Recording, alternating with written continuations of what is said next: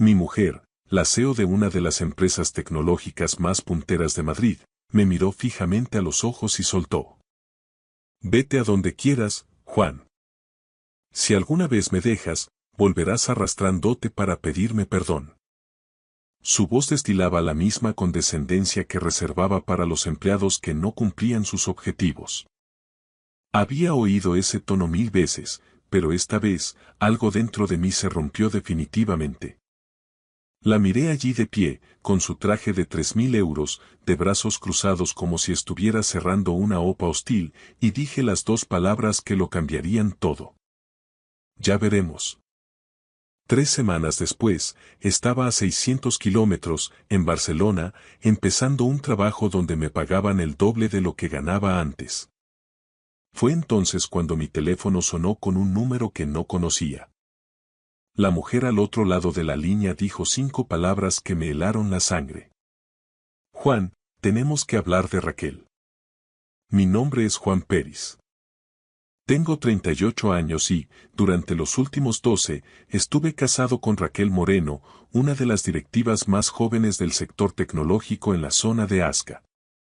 Ella levantó Naxecor Solutions desde cero, empezando en su propio piso hasta convertirla en una empresa de 180 millones de euros con 300 empleados. Yo estaba orgulloso de su éxito. Claro que sí. Apoyé cada noche en vela, cada cena perdida, cada fin de semana que pasó cerrando tratos en lugar de estar conmigo. Pero, en algún momento del camino, Raquel dejó de ser mi mujer para convertirse en mi jefa. Cada conversación se transformó en una evaluación de desempeño. Cada desacuerdo era una negociación que ella tenía que ganar a toda costa. Y cada vez que intentaba hablar de cómo me sentía, me despachaba con jerga corporativa. No estamos alineados en este punto o necesito que gestiones mejor tus expectativas. La mañana en que todo se desmoronó empezó como cualquier otra en nuestra cocina de suelo de mármol, sacada de una revista de diseño. Raquel ya estaba vestida para ir a la oficina a las 6 de la mañana, revisando correos en el móvil mientras su café se enfriaba. Yo estaba preparando el desayuno, huevos revueltos y tostadas, lo mismo de cada mañana. Juan, dijo Raquel sin levantar la vista del teléfono, necesito que te encargues del tema de la reforma hoy.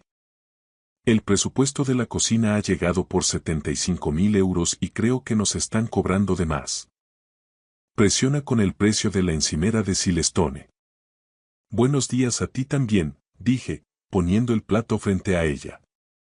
Miró los huevos como si fueran un informe trimestral decepcionante. ¿Llevan queso? Sí, como a ti te gustan. Este mes estoy con una dieta de limpieza. Nada de lácteos. Te lo dije 3 veces la semana pasada. No se lo había oído decir ni una sola vez, pero eso era lo habitual. Raquel vivía en su propio mundo, donde todos debían estar al tanto de sus constantes cambios de prioridades. Lo siento, te haré otra cosa. No te molestes. Picaré algo en la oficina, se levantó, pegada al móvil. Por cierto, tu hermana me llamó ayer preguntando por los planes para la cena de Navidad. Por favor, dile a tu familia que mi asistente gestiona nuestra agenda social. Tienen que pasar por los canales adecuados. ¿Canales adecuados para hablar con su propia familia? Raquel, no intentan agendar una junta de accionistas, solo quieren saber si vendréis a comer el pavo. Finalmente me miró, y su expresión dejó claro que mi comentario le parecía tan tedioso como insignificante. Juan, dirijo una empresa. Tengo a 300 personas que dependen de mí para pagar sus hipotecas. No puedo funcionar con eficacia si todo el mundo piensa que puede llamarme cuando quiera. La estructura crea eficiencia. Soy tu marido, no tu empleado. Pues deja de actuar como uno que no entiende los principios básicos de la gestión del tiempo. Agarró su bolso de Hermes y se dirigió a la puerta. Encárgate de lo de la reforma. Tengo reuniones consecutivas hasta las 7. La puerta se cerró y me quedé allí, en nuestra cocina de diseño, rodeado de electrodomésticos que nunca usábamos y muebles en los que nunca nos sentábamos, dándome cuenta de que no recordaba la última vez que mi mujer me había mirado de verdad.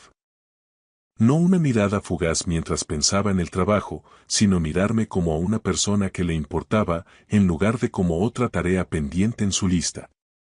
Aquella noche, Raquel llegó a casa a las 9:30, lo cual era temprano para ella. Yo había preparado la cena, pollo al ajillo con verduras asadas, y lo mantuve caliente en el horno. Pasó por mi lado sin decir palabra, fue directa al despacho y cerró la puerta. Esperé 30 minutos antes de llamar. Raquel, la cena está lista. He comido en la oficina y estoy en una conferencia con Tokio. ¿Puedes no interrumpirme cuando la puerta esté cerrada? Volví a la cocina y cené solo, algo que había hecho probablemente 200 veces en el último año. La comida me supo a cartón. Todo me sabía a cartón últimamente. Cerca de la medianoche, Raquel salió por fin del despacho. Yo estaba en el salón leyendo, incapaz de dormir en nuestra cama sin ella. ¿Todavía estás despierto?, preguntó sorprendida. Quería verte. Hace días que no hablamos de verdad. Suspiró de esa forma en que lo hacía cuando una reunión se alargaba demasiado. Juan, estoy agotada. ¿Podemos no empezar con esto ahora? ¿Con qué? ¿Con tener una conversación con mi mujer? Con una conversación donde enumeras todas las formas en las que fallo como pareja porque estoy ocupada construyendo algo que paga este chalet en La Moraleja, tu coche y todo lo demás que tenemos. Ahí estaba. La carta ganadora que siempre jugaba. Cada vez que intentaba hablar de la distancia que nos separaba, ella sacaba el tema del dinero. Ella ponía la pasta, por tanto, ella ponía las reglas. Nunca he dicho que estés fallando, Raquel. Solo te echo de menos. Echo de menos lo nuestro. Estamos bien, Juan. Solo estás siendo un sentimental otra vez, se dirigió a las escaleras. Tengo que estar en pie a las 5 para una llamada con inversores. Hablamos el fin de semana. Pero ambos sabíamos que no hablaríamos ese fin de semana. Nunca lo hacíamos. Siempre había otra llamada, otra crisis, otra razón por la que su empresa la necesitaba más que yo. El punto de ruptura llegó 2 semanas después, en la gala anual de su empresa. Era el tipo de evento donde la élite empresarial se reúne para felicitarse por ser la élite, celebrado en el Hotel Palace con champán que costaba más por copa de lo que mucha gente gasta en la compra semanal. Raquel se había gastado 4.500 euros en un vestido para la ocasión. Yo llevaba un traje que compré hace 3 años porque gastar dinero en mí me hacía sentir mal cuando no era yo quien lo ganaba. Esa era otra cosa que Raquel me había quitado. Mi sentido del valor ligado a un sueldo. La noche empezó mal y fue a peor. Raquel se movía por el salón como una profesional, estrechando manos, cerrando acuerdos, riéndose de chistes que no tenían gracia. Yo la seguía como un accesorio, presentado ocasionalmente como mi marido, Juan, antes de que ella pasara a conversaciones más importantes. Sobre las 9 de la noche, estaba en la barra cuando oí su voz cortando el murmullo de la multitud. Estaba hablando con Braulio Torres, uno de sus inversores, un hombre de pelo cano que había hecho fortuna en el sector inmobiliario. El secreto, decía Raquel lo suficientemente alto para que los invitados cercanos la oyeran, es rodearse de gente que te eleve, no que te lastre. Aprendí pronto que el éxito requiere una priorización despiadada. La familia, las relaciones, incluso el matrimonio. Todos tienen que servir a un propósito mayor o se convierten en obstáculos. Braulio se rió. Hablas como una verdadera CEO. Tu marido debe de ser muy comprensivo. Juan. Raquel miró a su alrededor hasta que me localizó en la barra. Oh, él está bien. No da nada de guerra. Es, de hecho, su mejor cualidad. No requiere mucha atención. Es como tener una mascota muy bien educada. La gente a su alrededor se rió. Pensaron que estaba bromeando, siendo provocadora y aguda, como se les permite ser a las personas poderosas. Pero yo vi su cara. No estaba bromeando. Así era exactamente como me veía. Una mascota mansa que no necesitaba atención. Dejé mi copa y pasé directamente por su lado hacia la salida. No se dio cuenta de que me había ido hasta 20 minutos después. Cuando por fin llamó, yo ya estaba en un taxi de vuelta a casa. ¿A dónde has ido?, exigió. Braulio quería presentarte a alguien y desaparece sin más. ¿Tienes idea de cómo me deja eso delante de los demás? Vete a la mierda, Raquel. Colgué. Volvió a llamar inmediatamente. Rechacé la llamada. Llamó otra vez. Apagué el teléfono. Cuando llegó a casa una hora después, yo estaba en la habitación de invitados haciendo una maleta. ¿Qué haces?, preguntó desde la puerta, todavía con su vestido de gala. ¿Te vas? No seas ridículo. He hecho un chiste que te ha herido el orgullo. Estás actuando como un niño. Dejé de hacer la maleta y la miré. Me has comparado con un perro, Raquel. Delante de tus colegas, delante de gente que te respeta. Era una broma, Juan. Dios, ¿cuándo te has vuelto tan sensible? Siempre he sido sensible. Simplemente dejaste de notarlo porque dejaste de verme como a una persona. Se cruzó de brazos, adoptando su postura de consejo de administración. Esto es absurdo. Estás sobreactuando por un comentario que no significa nada. Si quieres una disculpa, vale, lo siento. Ahora deja de hacer la maleta y ven a la cama. Mañana tenemos el brunch con los García Soto y necesito que estés allí. ¿Que esté allí? Cerré la cremallera de la maleta. Me necesitas como un accesorio, como prueba de que no todo en tu vida son negocios, de que tienes una vida normal. Pero no me necesitas como marido. No me has necesitado como marido en años.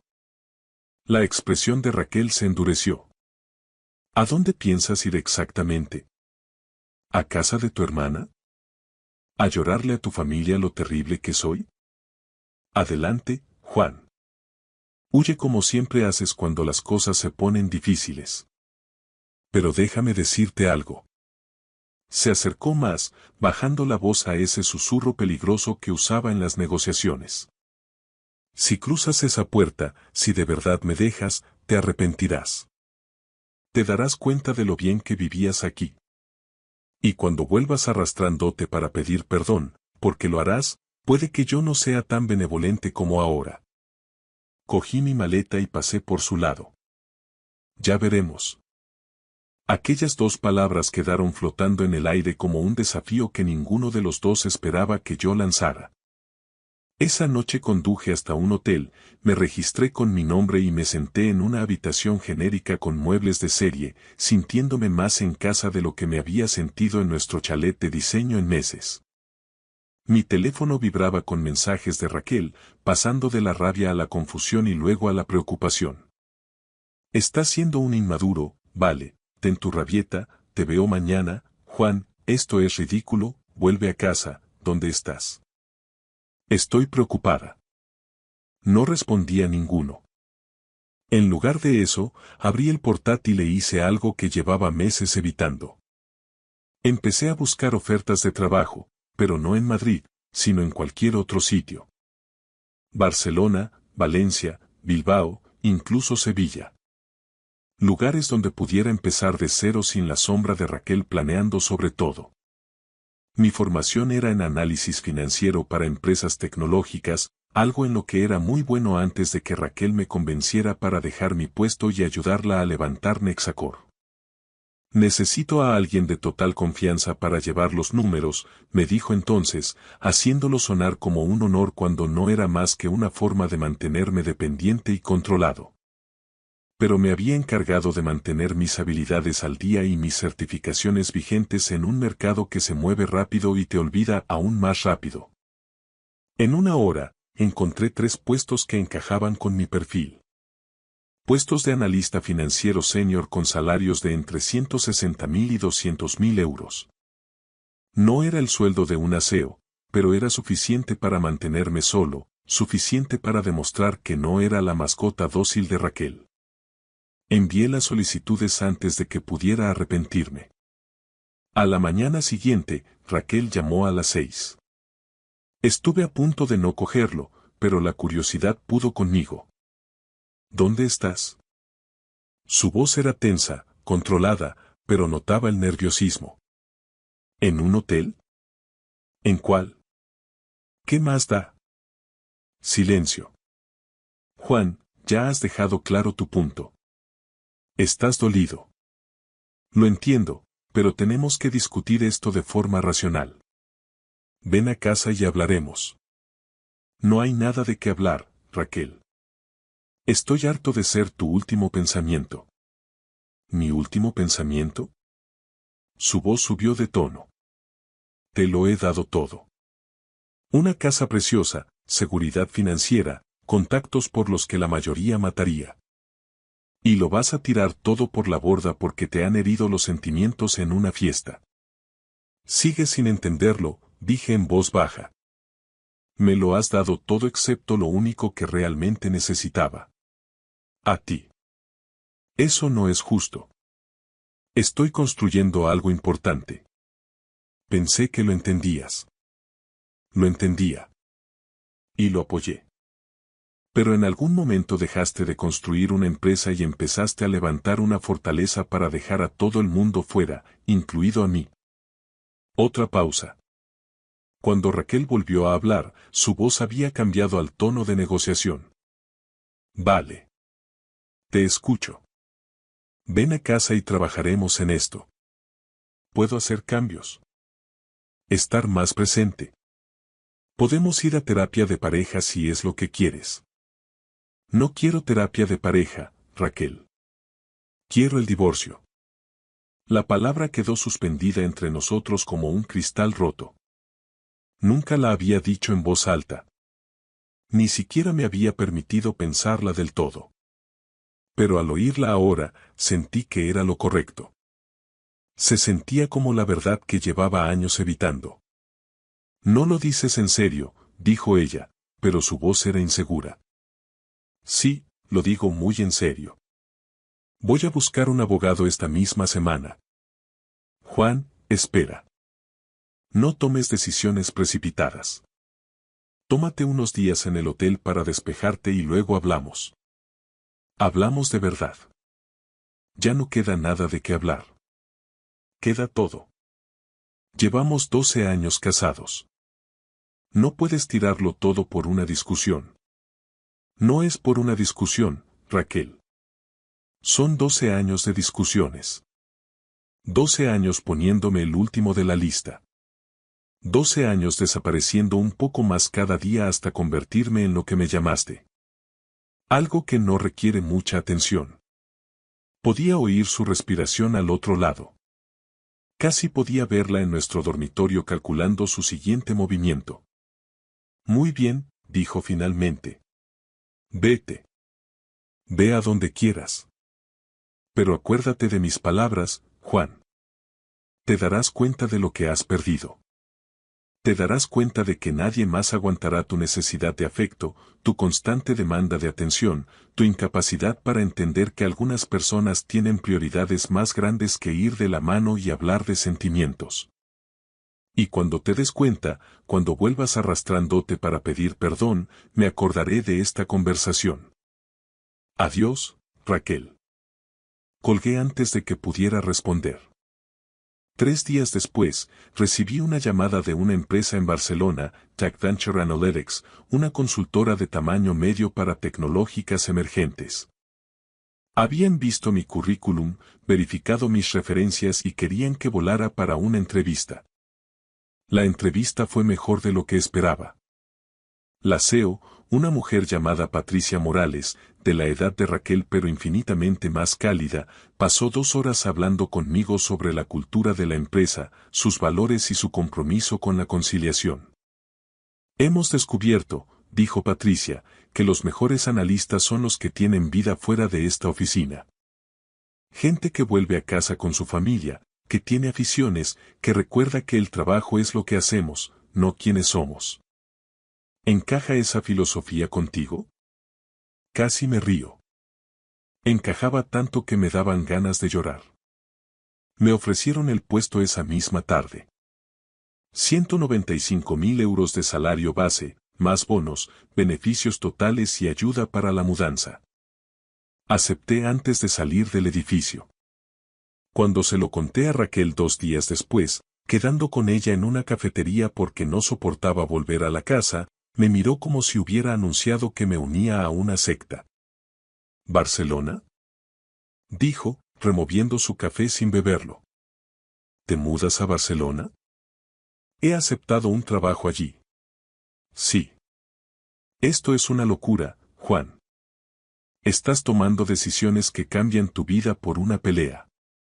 ¿Te das cuenta de lo irracional que estás siendo? Estoy siendo más racional de lo que he sido en años. Ella se inclinó hacia adelante y, por primera vez desde que la conocía, vi algo parecido a una emoción genuina en sus ojos. Miedo, tal vez, o pérdida, o simplemente la constatación de que había calculado mal. No lo hagas, dijo en voz baja. Por favor. Sé que he sido difícil. Sé que te he dado por sentado, pero puedo cambiar. Podemos arreglarlo. Has tenido 12 años para arreglarlo, Raquel. Solo que nunca pensaste que fuera necesario porque asumiste que yo siempre estaría ahí esperando las migajas de atención que quisiera soltarme. Eso no es justo. ¿No lo es? Me levanté. Mi abogado se pondrá en contacto contigo para el proceso de divorcio. Quédate con la casa, con los coches, con lo que quieras. Solo quiero salir de esto. Estás cometiendo el mayor error de tu vida, dijo ella, con la voz endureciéndose de nuevo. Y cuando te des cuenta, no esperes que te perdone. Salí de aquella cafetería sintiéndome más ligero de lo que me había sentido en años. La mudanza a Barcelona fue rápida. Encontré un piso en el barrio de Sarri nada ostentoso, pero luminoso y con vistas a la ciudad. El tipo de sitio que sentía como mío en lugar de un escaparate para la aprobación de los demás. Mi primer día en Tech Venture Analytics fue como entrar en un universo paralelo. La gente hablaba entre sí de cosas que no eran trabajo. Me preguntaban por mis planes de fin de semana, me invitaron a un partido de pádel de la empresa, me incluían en las conversaciones como a una persona digna de conocer, no como a un engranaje más. Y Patricia Morales resultó ser todo lo que Raquel no era. Valoraba las opiniones, confiaba en su equipo y entendía que tratar bien a la gente no era una debilidad, sino la base de todo lo demás. A las 3 semanas de mi nueva vida, sonó mi teléfono con un número desconocido. Estuve a punto de no contestar, pero algo me impulsó a hacerlo. ¿Juan Peris? La voz era femenina, profesional, un poco nerviosa. Sí. Mi nombre es Amanda Ferrer. Le llamo por Raquel Moreno. Se me dio un vuelco el estómago. ¿Qué pasa con ella? Señor Peris, esto es complicado y le pido disculpas por contactar con usted directamente, pero no sabía a quién más acudir. He estado saliendo con Raquel los últimos 8 meses. El mundo se inclinó hacia un lado. ¿Saliendo con ella? Sí, sentimentalmente. Trabajo en su edificio. Nos conocimos en un evento de networking y las cosas surgieron. Ella me dijo que estaba separada de su marido, que estaban en proceso de divorcio, que era algo amistoso pero necesario porque se habían distanciado.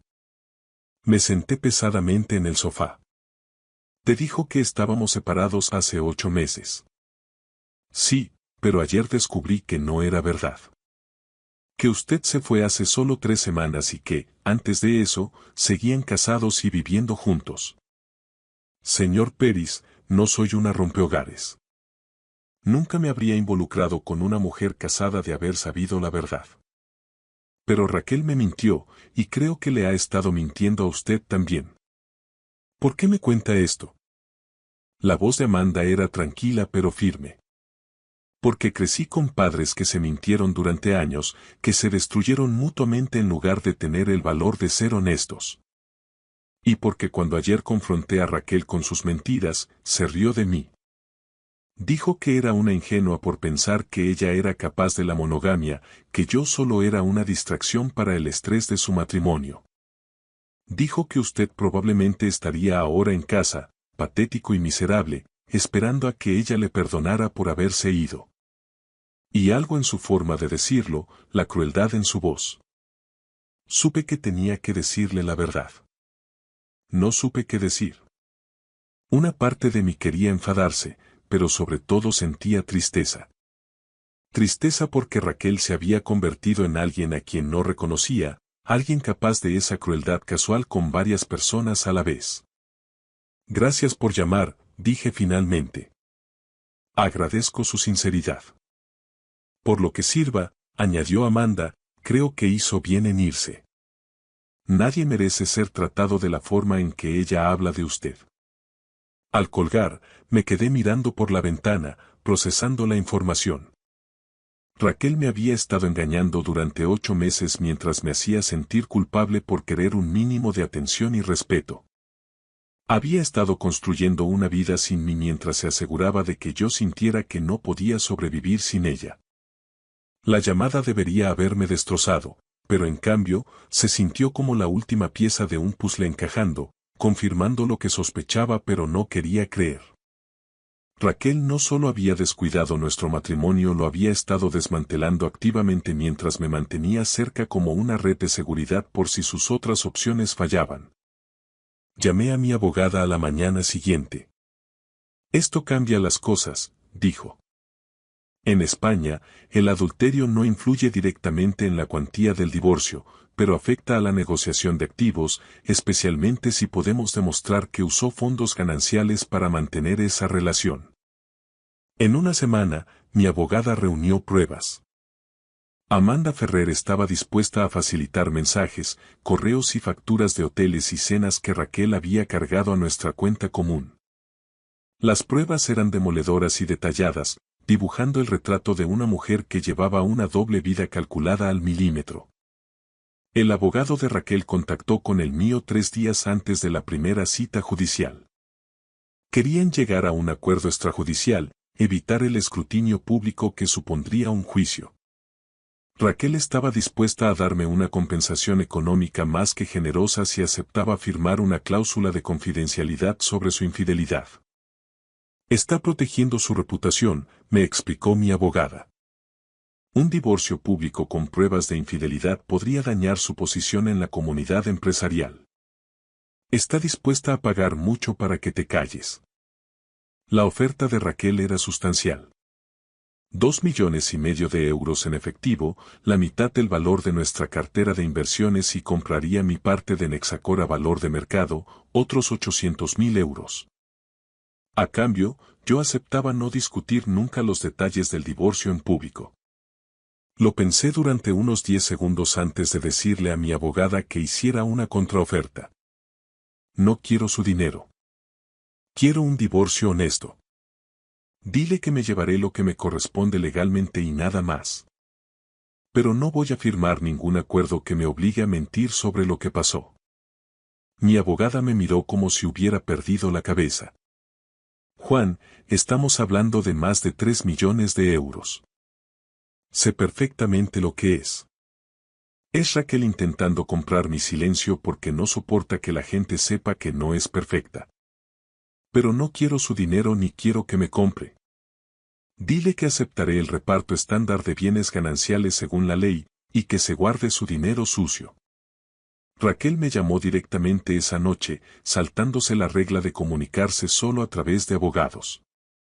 ¿A qué juegas?, exigió. A nada. Simplemente no quiero tu dinero, Raquel. Todo el mundo quiere dinero, Juan. Así funciona el mundo. Quizá tu mundo, el mío no. Estás siendo estúpido. Son millones de euros. Son millones a cambio de fingir que nuestro matrimonio acabó porque nos distanciamos, en lugar de porque eres una infiel en serie que me trató como a un empleado al que se te olvidó despedir. No, gracias. Yo te hice. Siseo Raquel. Antes de mí no eras nada. Un analista de medio pelo sin futuro. Te lo di todo. Me diste cosas, Raquel. Hay una diferencia. Te arrepentirás. Cuando estés sufriendo en Barcelona intentando llegar a fin de mes con tu patético sueldo, recordarás que rechazaste millones por tu orgullo. Me parece bien. ¿Te parece bien a ti que todo el mundo sepa por qué me fui? Colgó sin responder. El divorcio se cerró 6 semanas después. Me llevé exactamente la mitad de nuestros bienes comunes, lo que supuso unos 400.000 euros tras liquidar deudas. No eran los millones que Raquel ofreció, pero era suficiente para vivir cómodo y libre. La historia acabó saliendo a la luz, no porque yo la contara, sino porque Amanda Ferrer escribió un artículo sobre su experiencia para un blog de mujeres emprendedoras. No nombró a Raquel directamente, pero cualquiera en el sector tecnológico de Madrid pudo adivinar de quién hablaba. El artículo se hizo viral, provocando debate sobre el poder, las relaciones y la ética en la cultura corporativa. Raquel intentó demandar por difamación, pero como Amanda no la había nombrado y todo lo dicho era verdad, el caso no llegó a nada. El Consejo de Administración de Nexacor empezó a hacer preguntas incómodas sobre el juicio de su CEO. 3 inversores importantes se retiraron, citando falta de confianza en el liderazgo. Lo vi todo desde la distancia, sintiendo alivio de no formar parte de aquel mundo. 6 meses después del divorcio, me ascendieron a director de estrategia financiera en Tech Venture Analytics. Patricia Morales me llamó a su despacho para darme la noticia. Juan, has superado todas las expectativas. Tu análisis para la cuenta de los hoteleros les ahorró 2 millones en malas inversiones y la reestructuración del grupo Brennan aumentó sus beneficios un 40%. Eres el talento sobre el que queremos construir esta empresa. El ascenso vino con un sueldo de 240.000 euros, un despacho con vistas y un equipo de 3 analistas a mi cargo. Pero lo más importante es que vino con respeto, con el reconocimiento de mi valor como profesional y como persona. También había empezado a salir de nuevo. Nada serio, solo cafés y cenas con gente interesante que me veía como alguien a quien valía la pena conocer. Era aterrador y estimulante a partes iguales. Recordar cómo ser una persona en lugar de un complemento. Una noche estaba cenando con una mujer llamada Sara, una profesora que conocí en una barbacoa de unos amigos, cuando mi móvil vibró con un mensaje de un número desconocido. Juan, soy Raquel. Necesito hablar contigo. Es importante. Le enseñé el mensaje a Sara. Mi exmujer. Es la primera vez que me escribe desde el divorcio. ¿Vas a contestar? Pensé en la mujer que me dijo que volvería arrastrándote para pedir perdón. La mujer que me trató como a una mascota que no necesitaba atención. La mujer que estaba tan segura de su poder sobre mí que no podía imaginar que realmente la dejaría. Borré el mensaje sin responder y puse el teléfono boca abajo sobre la mesa. No, dije, sonriendo a Sara. Creo que estoy exactamente donde necesito estar. 3 meses después supe por conocidos comunes que Raquel había dejado el cargo de CEO en Nexacor. El comunicado oficial hablaba de buscar nuevos retos, pero el rumor era que el consejo la había forzado a salir tras aparecer más historias sobre su trato a empleados y colegas. Intentó llamarme 2 veces más, dejando mensajes que pasaron de la exigencia a la súplica.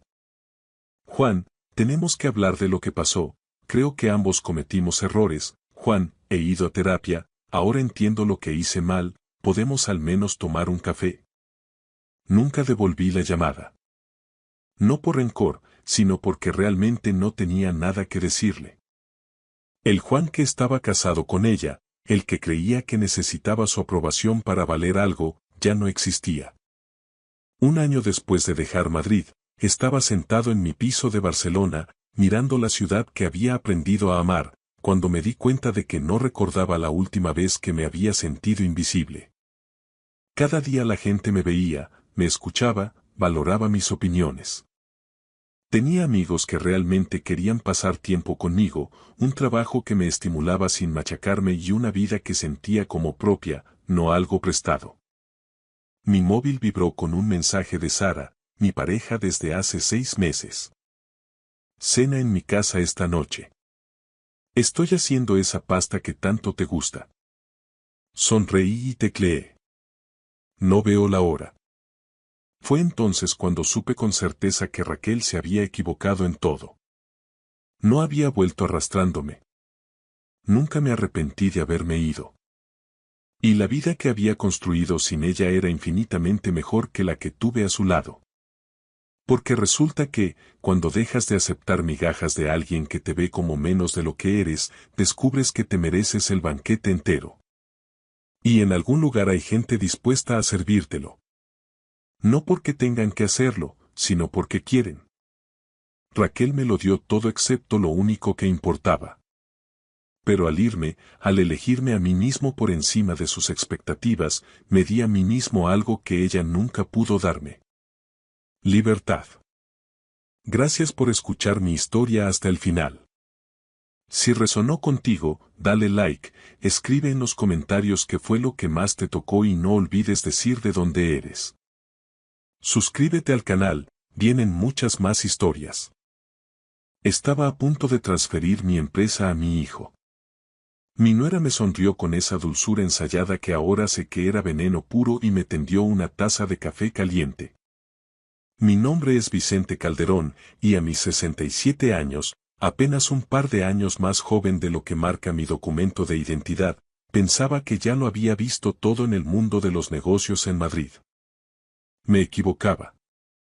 La traición más amarga no me esperaba en un consejo de administración, sino en mi propia casa de La Moraleja, disfrazada de reunión familiar un martes por la mañana. Había levantado Calderón Promociones S.A. desde la nada, convirtiéndola en un imperio inmobiliario valorado en 20 millones de euros. Aquel chalet de piedra en las afueras de la capital había sido mi refugio y el de Leonor durante 30 años. Ella se había ido hace ya una década, pero algunas mañanas todavía esperaba encontrarla en la cocina, discutiendo sobre el precio del aceite o el tiempo en la sierra. Marcos, nuestro único hijo, llevaba 5 años trabajando en la empresa. No era un lince para los negocios, pero era de mi sangre, y en España eso siempre ha pesado más que un máster en el IE. Aquella mañana, Carmen, nuestra asistenta desde hacía 20 años, ya había preparado el café. Carmen era silenciosa y eficiente, pero ese día algo no encajaba. Sus manos temblaban mientras colocaba el servicio de porcelana y sus ojos no paraban de mirar hacia la ventana, buscando algo que no estaba allí. ¿Todo bien, Carmen? Le pregunté. Sí, don Vicente, respondió ella. Su voz sonaba demasiado tensa, demasiado controlada. Marcos me había llamado la noche anterior. Papá, tenemos que hablar del plan de sucesión. Ya es hora. Tenía 40 años y estaba casado con Lucía, una mujer con un pasado oscuro en la industria farmacéutica que se había unido a nosotros como directora de marketing hacía 2 años. Llegaron a las 10 en punto. Marcos vestía un traje de sastre impecable. Lucía traía una caja de pasteles de la Mallorquina y un termo con 3 tazas de café. Buenos días, papá, dijo Marcos, dándome un beso en la mejilla. Fue un gesto mecánico, casi administrativo. Lucía ha traído tu tueste natural favorito de esa cafetería nueva en la calle Serrano, añadió él. Me pareció extraño. El café de Carmen ya estaba servido en mi taza azul favorita, pero Lucía estaba desplegando las nuevas tazas con una sonrisa de escaparate. ¡Qué detalle!, dije, aceptando la taza. El aroma era distinto, ligeramente metálico, con un toque amargo que no reconocí. Nos instalamos en mi despacho.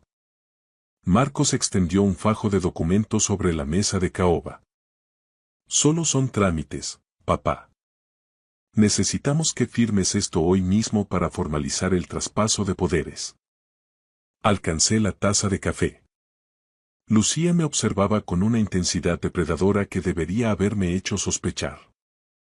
Fue entonces cuando Carmen apareció a mi lado, cargando una bandeja con unos supuestos recibos de la luz. Tropezó de una forma torpe, algo inaudito en ella. La bandeja golpeó la mesa, los papeles volaron por el aire y, de repente, sentí su boca pegada a mi oreja. No lo beba, señor, susurró con una urgencia que me heló la sangre. Por favor, confíe en mí. Su mano accidentalmente golpeó mi brazo. El café se derramó sobre los documentos y la mesa de madera noble. Marco soltó un taco. Carmen empezó a pedir perdón profusamente, derribando más cosas en un caos calculado. En medio de la confusión, Lucía agarró una de las tazas, ya no sabía cuál era cuál, y dio un trago largo para calmar los nervios. Por Dios, Carmen, mira qué has hecho. Espetó Lucía limpiándose una mancha en la chaqueta. Pero Carmen no la miraba a ella. Me miraba a mí con una mezcla de pánico y alivio. 5 minutos de limpieza después, Marco seguía irritado por los documentos arruinados. Entonces, Lucía se puso pálida. Sucedió muy rápido. Un momento estaba quejándose de la tintorería y al siguiente se tambaleaba en la silla. Me siento rara, cariño, murmuró. Marco se acercó a ella. ¿Qué pasa? ¿Te has mareado? Todo me da vueltas. Intentó levantarse, pero sus piernas cedieron. Se desplomó en la alfombra y entonces lo vi. El temblor en sus manos, el sudor frío en su frente y sus pupilas reducidas a la mínima expresión, como cabezas de alfiler. Llamad al 112. Grité. Marcos ya tenía el móvil en la mano, pero su voz sonaba extrañamente ensayada mientras hablaba con emergencias. Sí, mi mujer. Se ha desmayado. El cuerpo de Lucía se puso rígido, arqueándose en una convulsión violenta mientras la taza que sostenía se hacía añicos contra el suelo. Carmen se movió rápido, poniéndola de lado para que no se asfixiara. Yo me quedé de rodillas junto a ellas, intentando procesar lo que estaba viendo. ¿Una intoxicación alimentaria? ¿Un ictus? Pero la advertencia de Carmen seguía retumbando en mi cabeza como una campana de iglesia. No lo beba. Confíe en mí. Ese café era el que me correspondía a mí. El que Lucía había bebido por error. La ambulancia del SAMUR llegó a los 6 minutos. Los paramédicos trabajaron con la precisión de un reloj suizo mientras subían a Lucía a la camilla. Me quedé observando la cara de Marcos cuando creía que nadie lo miraba. He pasado 40 años aprendiendo a leer a la gente para construir mi empresa, y lo que vino fue miedo por su mujer moribunda. Fue puro cálculo. El Hospital de la Paz, en el norte de Madrid, estaba a apenas unos kilómetros de casa. Las puertas automáticas de urgencia se abrieron con un siseo metálico y llevaron a Lucía directamente a un box de críticos. Apareció una doctora, de unos 40 y tantos años, con el pelo oscuro recogido en una coleta tirante. Su placa decía, DRA. Elena Martín, Medicina de Urgencias. ¿Qué ha pasado? Preguntó con voz firme. Marcos empezó a hablar atropelladamente. Estábamos tomando café. Colapso. Convulsiones. Era bueno en esto. 42 años a su lado y nunca me había dado cuenta de lo gran actor que era mi hijo. ¿Alguna alergia conocida? La doctora Martín examinaba la forma inerte de Lucía. Ninguna, respondió Marcos. Tiene las pupilas muy contraídas. El ritmo cardíaco es errático, comentó ella hacia una enfermera. Haced un cribado toxicológico completo, hemograma, panel químico y añadid niveles de arsénico. Ahora. ¿Arsénico? La sorpresa de Marcos sonó genuina. Estaba cubriendo sus huellas. Pero la expresión de la doctora me indicó que ella ya sospechaba algo. Se giró hacia mí. «¿Usted estaba allí, señor Calderón?» «Sí, estábamos en mi despacho». Mi asistenta derramó el café, hubo confusión. Lucía bebió de una de las tazas. «¿Qué taza era la destinada a usted, señor?» La pregunta me golpeó como un puñetazo. «No lo sé. Todo pasó muy rápido. Voy a pedir análisis de sangre para usted también». «Si ese café era para usted». No terminó la frase. Un agente del Cuerpo Nacional de Policía llegó mientras me extraían sangre. El oficial Rodríguez. «Protocolo obligatorio», explicó la doctora Martín. Una sospecha de envenenamiento requería notificación a las autoridades. Marco se revolvió en su silla. ¿Envenenamiento? Es una locura. Nadie le respondió. Los resultados llegaron 90 minutos después. La doctora Martín regresó con una tablet y una expresión que me lo dijo todo. Su nuera tiene una intoxicación aguda por arsénico. Una dosis letal. Está en estado crítico. Mantuve mis manos firmes. Años de entrenamiento empresarial. Nunca muestres debilidad. ¿Y yo? Usted presenta una exposición crónica al arsénico, señor Calderón. Un envenenamiento constante a dosis bajas durante aproximadamente 3 meses. Vamos a empezar la terapia de quelación inmediatamente. 3 meses. Julio, agosto, septiembre. El cansancio que yo achacaba a la edad, las náuseas que atribuía al estrés, la confusión durante las juntas de accionistas. Alguien me había estado matando lentamente. Y hoy debía ser el día en que finalmente funcionara. ¿Quién tiene acceso a sus comidas y bebidas?, preguntó la doctora. Mi hijo, su mujer. Mi asistenta. El inspector querrá hablar con todos ellos. A través de la ventana de la sala de consultas, podía ver a Marcos en el pasillo. Tenía el móvil fuera, los dedos moviéndose rápido por la pantalla, escribiendo a alguien, destruyendo pruebas. Quizá yo le había enseñado todo sobre negocios, como leer un balance, negociar un contrato, detectar debilidades, pero también le había enseñado, sin querer, a ocultar lo que realmente sentía, a actuar. Él levantó la vista. Nuestros ojos se encontraron a través del cristal. Por un segundo, su máscara resbaló. No vi culpa, ni miedo. Solo ese mismo cálculo frío, como si estuviera resolviendo un problema técnico, planeando su siguiente movimiento. Mi hijo, el niño que yo había criado, el hombre para el que había construido un legado. Había sobrevivido a crisis inmobiliarias, OPAs hostiles y recesiones. Sabía distinguir entre la mala suerte y el sabotaje deliberado. Esto no era un accidente. Era un asesinato premeditado, metódico y paciente. Y mientras miraba a mi hijo tras el cristal de urgencias, un solo pensamiento retumbaba en mi mente. Se suponía que yo debía estar muerto.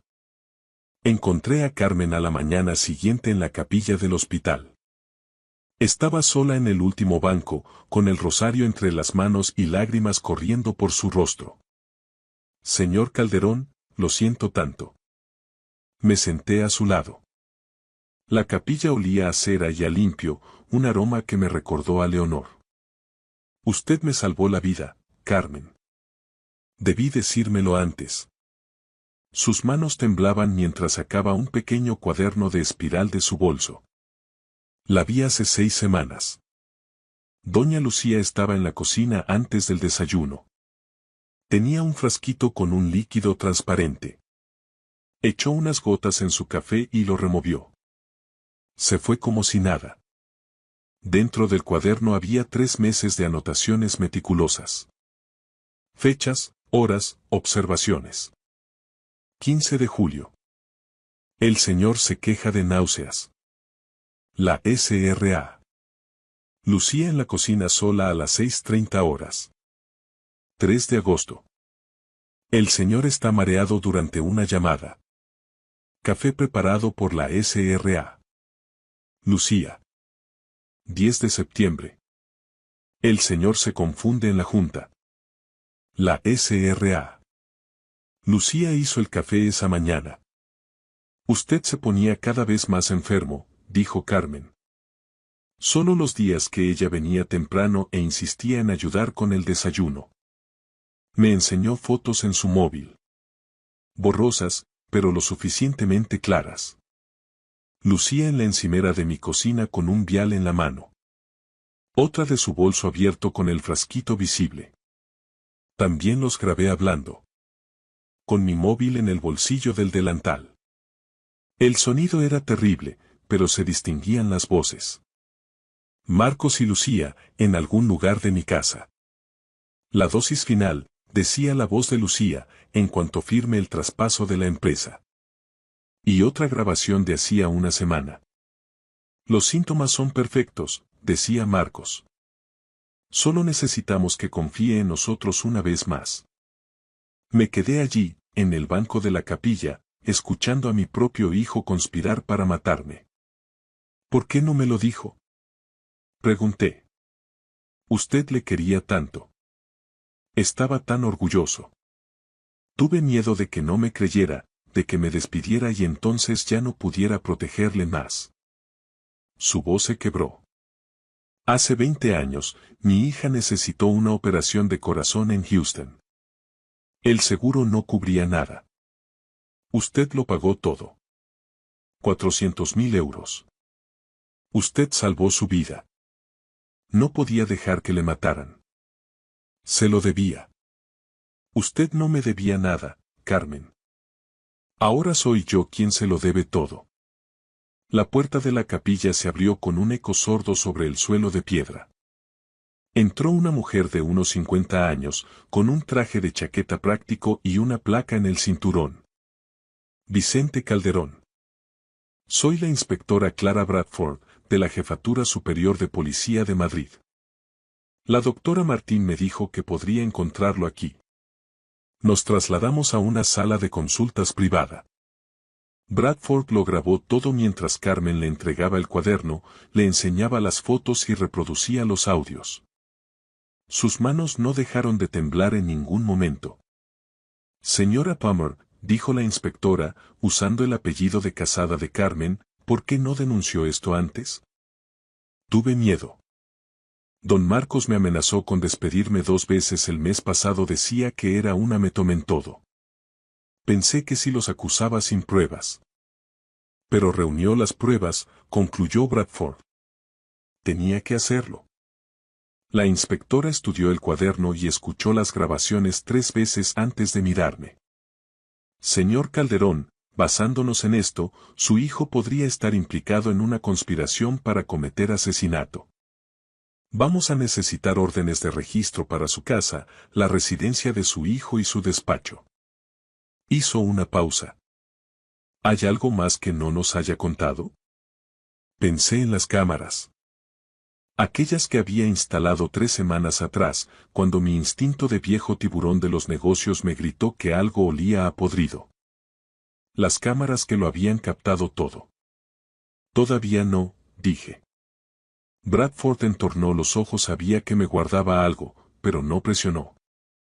Esa misma tarde, tomé una decisión. Volvimos a reunirnos y esta vez no me callé nada. Instalé cámaras de seguridad ocultas hace 3 semanas, confesé. La pluma de la inspectora se detuvo en mitad de una nota. ¿Usted qué? Vigilancia profesional, video y audio, en mi despacho y en el salón. ¿Por qué no lo mencionó ayer? Necesitaba estar seguro de que podía confiar en usted. Acabo de hablar con mi abogado y ya sé dónde estoy legalmente. Se lo cuento ahora. ¿Por qué puso las cámaras? Preguntó ella. Marcos insistió demasiado en esta reunión, llamó 3 veces en una semana. Y la preocupación de Lucía por mi salud sonaba a guión de telenovela barata. Llevo 40 años calando a la gente, inspectora. Mi instinto me decía que algo iba mal, pero quería pruebas de que solo era un viejo paranoico. ¿Y lo era? Preguntó Bradford. No. 2 horas más tarde, revisamos las grabaciones en un portátil. Fecha: 2 semanas antes del incidente. Mi despacho. Marcos y Lucía estaban solos. Lucía sostenía un vial. Esta es la dosis final, decía ella en la pantalla. ¿Está segura de la cantidad?, preguntaba mi hijo. Provocará una parada cardíaca en cuestión de horas.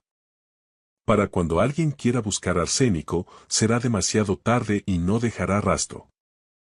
El arsénico imita perfectamente un fallo cardíaco. El forense verá exactamente lo que nosotros queramos. Ella sonrió, fría y clínica. Una vez que firme el traspaso de la empresa esa mañana, lo hacemos. Entonces será todo nuestro. Los 20 millones de la empresa más los seguros. Vimos más metraje. Días enteros de planificación, cálculos de dosis, coartadas. Marcos hablaba de vender la constructora inmediatamente y mudarse a un país cálido. Lucía buscaba en Google países sin tratado de extradición con España. Cuando terminó el último clip, me recliné en la silla. Había visto esto cada noche durante 2 semanas, esperando que Marcos cambiara de opinión, que mi hijo recordara lo que significaba el honor o la lealtad. Nunca lo hizo, dije con la voz quebrada. ¿Por qué no los confrontó?, preguntó la inspectora. Porque necesitaba pruebas irrefutables y porque lo quería demasiado como para creerlo hasta que no tuve otra opción. Bradford no perdió el tiempo. Consiguió las órdenes y los registros empezaron a la mañana siguiente. Encontraron el vial de arsénico en el despacho de Lucía, escondido en un cajón con doble fondo. Los forenses financieros rastrearon 500.000 euros desviados de las cuentas de la empresa a la cuenta personal de Marcos durante los últimos 8 meses. Pequeñas transferencias estructuradas para no hacer saltar las alarmas de Hacienda. Y luego estaban las pólizas de seguro. 7 millones de euros sobre mi vida, con Marcos como único beneficiario, contratadas hacía 8 meses, justo cuando empezó el desfalco. Justo cuando Lucía empezó a interesarse por mi dieta y mis niveles de estrés. Bradford me llamó esa noche. Vamos a detenerlos a los 2 mañana mismo. Las pruebas son abrumadoras. ¿Y Lucía?, pregunté. La interrogaremos en cuanto esté estable. Hizo una pausa. Señor Calderón, ¿su testamento actual deja todo a nombre de Marcos? Miré por la ventana del hotel donde me había instalado. Ya no podía dormir en mi propia casa. Ya no. Lo cambié hace 2 semanas, el día después de ver esas grabaciones. ¿Cómo lo cambió?, quiso saber ella. Si Marcos me traicionaba, no heredaría nada. Todo el patrimonio pasaría a una fundación para la prevención del maltrato a personas mayores. Bradford se quedó en silencio al otro lado de la línea. Así que su hijo intentó asesinarlo por una herencia que nunca iba a recibir. Esa es la ironía, inspectora. Destruyó su vida por absolutamente nada. ¿Él lo sabe?, preguntó ella. Sonreí sin pizca de alegría. Todavía no. Pero se va a enterar pronto. Día 4. Mi abogado deslizó un documento sobre la mesa frente a la inspectora Bradford. El codicilo está fechado 2 semanas antes del incidente, explicó. Bradford leyó en voz alta. En caso de que mi hijo, Marcos Calderón, sea hallado culpable de traición mediante violencia, robo, fraude o intento de daño, la totalidad de mi patrimonio se destinará a un fideicomiso para la Fundación Calderón para la Protección de Mayores. Me miró fijamente. ¿Escribió esto el día después de ver las grabaciones? Sí, respondí con firmeza. No podía permitir que heredara aquello por lo que estaba dispuesto a matarme. Es la ironía suprema, añadió ella. Intentó asesinarlo por 20 millones de euros que nunca iba a oler. En ese momento, el teléfono de Bradford sonó. Se retiró un momento y regresó con noticias frescas. Una mujer llamada Lisa Henderson acababa de personarse en la comisaría de Canillas. Trabajaba con Lucía en la farmacéutica y confesó que el arsénico había desaparecido del laboratorio hacía 6 meses. Según Lisa, Lucía le hacía preguntas extrañas sobre cuánto tiempo permanecía el arsénico en sangre y si un fallo cardíaco podía enmascarar el veneno. Las cámaras de seguridad de la empresa confirmaban que Lucía entró en la zona de acceso restringido el 15 de marzo y salió con los bolsillos de su bata sospechosamente llenos. Esto demuestra la premeditación, sentenció Bradford. 6 meses de planificación. El arresto de Marcos se produjo 2 semanas después, a las 6 de la mañana. Pidió verme, pero no dije una palabra. Lucía ya había sido trasladada de la unidad de agudos a la cárcel de Soto del Real. Ambos fueron acusados de conspiración para el asesinato, intento de homicidio, malversación y robo de sustancias controladas. Se les denegó la libertad bajo fianza. 6 meses después, caminé por los pasillos de la Audiencia Provincial de Madrid. La sala estaba abarrotada de periodistas y curiosos atraídos por el titular. El hijo que envenenó a su padre por millones. Marcos estaba sentado en el banquillo con un traje que yo mismo le había comprado las navidades pasadas. Cuando me vio, intentó fingir remordimiento, pero yo ya conocía su verdadera cara gracias a las grabaciones. Todos en pie, anunció el alguacil. La magistrada Patricia Morrison presidió la sesión. La fiscal, una mujer implacable llamada Raquel Thornton, empezó a desgranar los cargos. El envenenamiento sistemático, el desfalco, el fraude a los seguros. Pensé en el tiempo que mi hijo pasó planeando mi muerte. 8 meses de cálculos mientras me sonreía cada mañana en el desayuno. Todo para un legado que ya no le pertenecía. Mi verdadero legado ahora sería asegurar que otros padres no sufrieran lo mismo. En el tercer día del juicio, la sala se quedó a oscuras. Thornton reprodujo el video de mi despacho. La voz de Marcos llenó el silencio. No puedo esperar a que el viejo desaparezca. Esa empresa debería haber sido mía hace años. Un miembro del jurado soltó un jadeo de horror. Luego vino el clip de Marcos riendo. Mañana por la tarde seremos millonarios. Esa risa, cargada de una alegría macabra por mi muerte, fue lo que terminó de hundirlo. Cuando las luces de la sala se encendieron de nuevo, el ambiente en la audiencia provincial era pesado, como si todos hubieran sido testigos de algo que preferirían no haber visto jamás. La fiscalía llamó a estrados a Carmen Palmer. Caminó hacia el estrado con un vestido azul marino y las manos entrelazadas. Su voz temblaba al jurar decir la verdad. ¿Cuánto tiempo trabajó para Vicente Calderón? Preguntó la fiscal Thornton con suavidad. 20 años, respondió Carmen. ¿Observó algo inusual en el comportamiento de Lucía Calderón? Carmen describió aquella mañana, 6 semanas antes del incidente, cuando vio a Lucía con el vial en la cocina y cómo mi salud empezó a deteriorarse. ¿Por qué no se lo dijo al Sr. Calderón de inmediato? Insistió la fiscal. Porque él quería tanto a su hijo.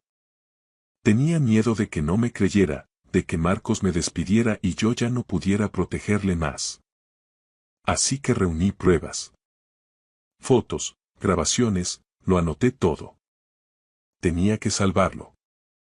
Lágrimas rodaron por sus mejillas mientras recordaba cómo yo había salvado la vida de su hija 20 años atrás pagando su operación.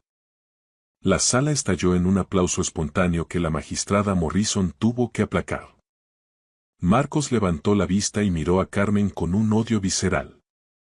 Después testificó Lisa Henderson sobre el robo del arsénico y los peritos financieros confirmaron el desvío de los 500.000 euros y la póliza de 7 millones.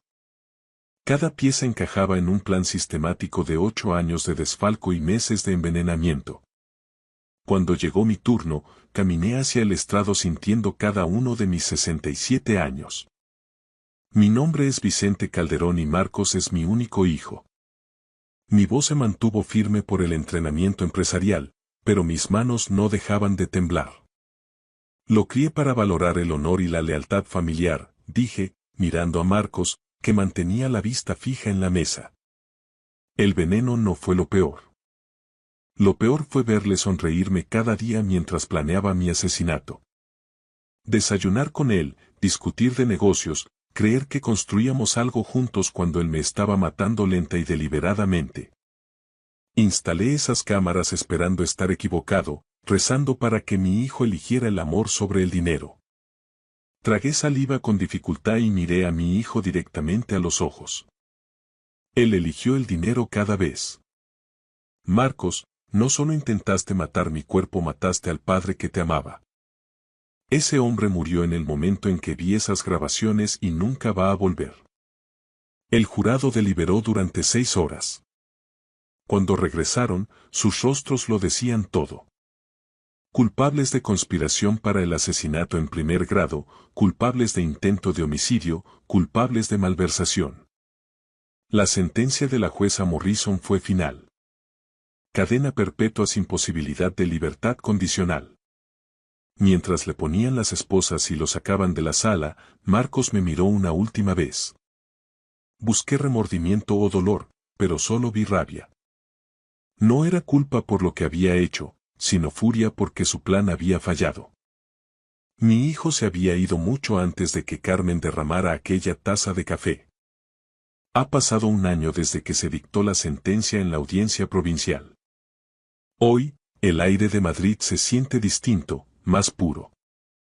Ya no vivo en el chalet de La Moraleja, aquel lugar guardaba demasiados fantasmas y el eco de una traición que casi me cuesta la vida. Ahora vivo en un ático cerca del Retiro, donde el ruido de la ciudad me recuerda que sigo vivo y que cada segundo es un regalo. Mi empresa, Calderón Promociones S.A., ya no es el centro de mi existencia. He delegado la gestión en un consejo de administración profesional, pero he dedicado la mayor parte de mi fortuna y mi tiempo a la Fundación Calderón.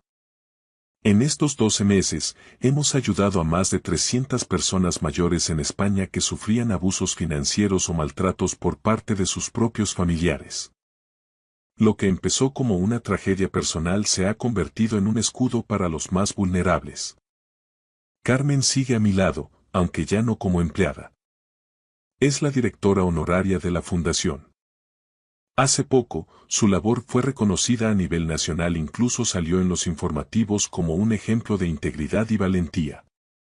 Sin ella, yo sería hoy una entrada en el registro civil y una esquela en el periódico.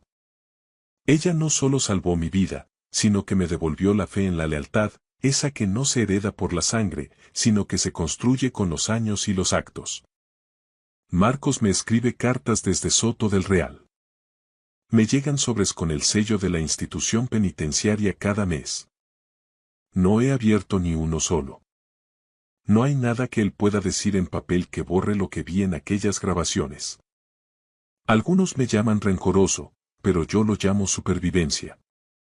He aprendido que la familia no es un derecho de nacimiento, sino un privilegio que se gana día a día. A mis 67 años, me doy cuenta de que pasé gran parte de mi vida creyendo que el éxito eran los números en una cuenta corriente o los metros cuadrados de un edificio. Estaba equivocado. El éxito es despertarse por la mañana y saber que las personas que te rodean no están contando los minutos para que dejes de respirar. Esta es mi historia, la historia de un hombre que tuvo que estar a punto de morir para aprender a vivir de verdad. Si comparto esto, no es por morbo, sino como una advertencia. No ignores las señales. No permitas que el amor ciego te impida ver la codicia. Y, sobre todo, recuerda que la verdadera lealtad vale más que cualquier imperio inmobiliario. A veces, cuando tomo mi café por la mañana, siempre preparado por mí mismo o en un lugar de confianza, miro el horizonte de Madrid y doy gracias. Gracias a Dios, a la justicia y, sobre todo, a Carmen.